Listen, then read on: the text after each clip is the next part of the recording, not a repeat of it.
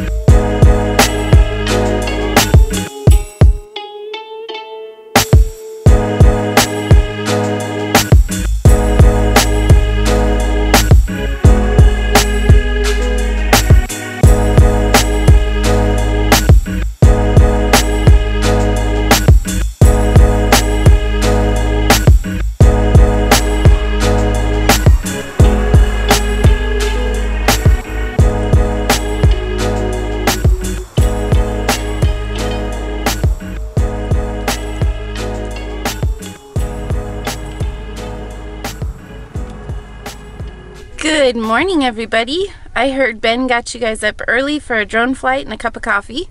Shelby and I slept in. Big surprise, right? But he's gonna catch some footage on our way down the Kern River Canyon, and I am gonna take the wheel today.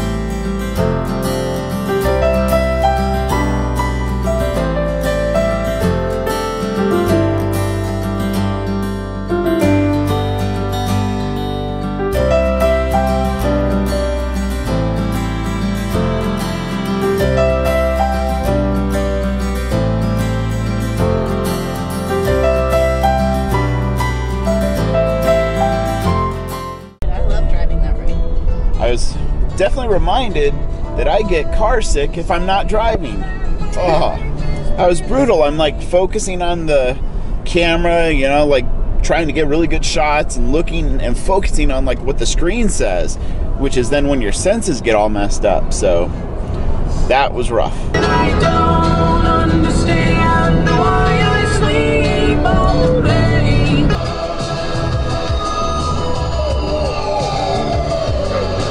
So here's a little trivia for you. Rebecca and I lived in Bakersfield for about a year when you were still finishing up medical school. Year and a half. Yep. And Los Hermanos is one of the Mexican restaurants that's decent. And I have to special order it, but they were able to make a carne asada burrito just the way I like it. And the way I like it is the way they make it in San Diego, where you only have just the meat, being carne asada, pico de gallo, guacamole. That's it. No rice and beans.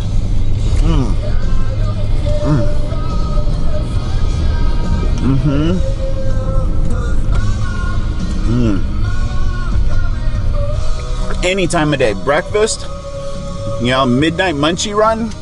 These 24-hour Mexican joints in Southern California are the bomb. And you also can't forget to pour a little hot sauce on for every bite. I'm biased because I grew up on it, but California Mexican food, or Southern California Mexican food, is gotta be the best in the country. But I also want to let you know, a true Mexican joint makes their own corn tortilla chips. None of that junk out of the bag. So way back in the day, this all used to be farmland, and now it's just more urban sprawl. Little boxes on the hillside, little boxes all the same. Worry.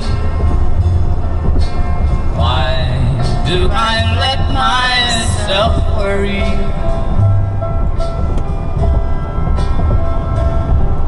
Are you videoing me singing? What in the world? Oh great, now I'm gonna have to bleep that out or else this video's not gonna be monetized. Work with me, honey, work with me. Sorry, Benny.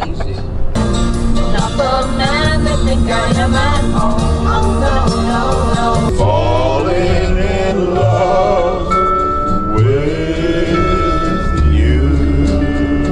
I'm not sure if you can see it, but that big tower over there, it's one of the cell phone towers disguised as a tree. I don't know about you, but it does not really blend in. If you want it to blend in, disguise it as an oil well. I think the thing about this area is that it may not look pretty, but it does play a significant role, or it has played a significant role in the history of our country and our planet. We really should be moving away from petroleum-based fuels, but history is what it is, and it's very interesting out here if you go back and read about the rush that happened in this part of the world and this part of the country, and the time that it happened, the lives that it changed. It actually had a really profound impact, particularly on California and the people who came out here. And you just told me your grandma came out here. Yeah, not necessarily for the oil rush, but my grandma's dad did very well before the crash of '29. He was he played the commodities with cattle. And then, of course, with the '29 crash, that all went by the wayside, but he had 7 children to support, and my great-grandma was very sick. So he and my Uncle Everett, great-uncle Everett, came out to California to work the fruit farms, the oil fields, whatever they could find in the late 30s, early 40s to support their family. And my Uncle Everett ended up staying out here. He married someone from California. And my grandma actually came out here after her mom died when she was a freshman in high school and did her freshman year at Taft, surprisingly enough. She didn't really like it very much, and she ended up going back home to Missouri with her other sister. But she always tells her stories about Taft when we're driving through here. Before you ever leave this world alive, well, thank you for the things you did in my life. At least I'm not hiding it. True. Can't you see I'm no good without you? The lightning flashes in her eyes, and he knows that she knows. Here's a little secret that gets often overlooked, but this road right here, Soda Lake Road off the 166, leads to Carrizo Plains. But if you head down that road quite a ways, you'll hit a place called California City, And I think they had high hopes for it at one time, but it just never panned out. But there's also Soda Lake out there. And during wildflower season, it's just gorgeous. There's pronghorn antelope out there. It's like if you're looking for a place to just get away from it all in California, that's a good one to go to.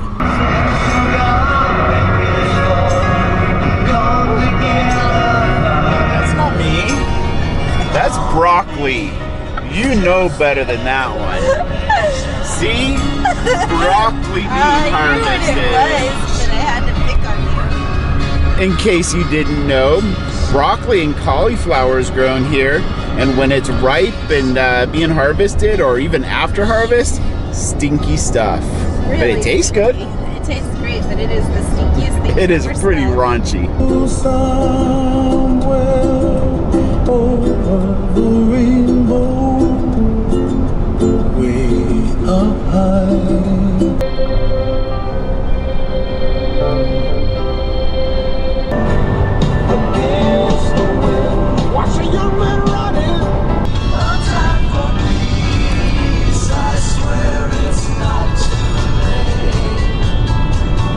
Okay guys, we have made it across the 166 and are now coming up on the 101.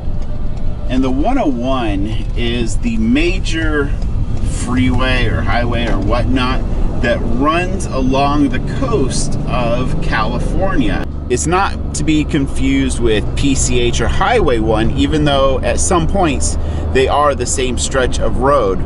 But it is a beautiful drive, and once you get over to the coast, the climate and the crops that they grow, everything's completely different from the San Joaquin Valley further to the east, and you're also entering wine country. Okay guys, welcome to Orcutt, California, and we're pulling up to Beck's mom's and grandma's house. And in case you're curious, it is for sale. I'll give you the website later. Hey, and there's grandma's Focus that we're gonna be trading out the Expedition for. Hey, am I chopped liver? Huh? Am I chopped liver? Okay, I don't know if we've introduced you to little Gabe yet, but he's a Springer Spaniel puppy. Come on, Gabe. Oh, that's where Shelby peed. Come here, Gaby. Come on, pups. The energy of a puppy. Okay guys, well lunch is ready and we're gonna get settled in for a couple days here.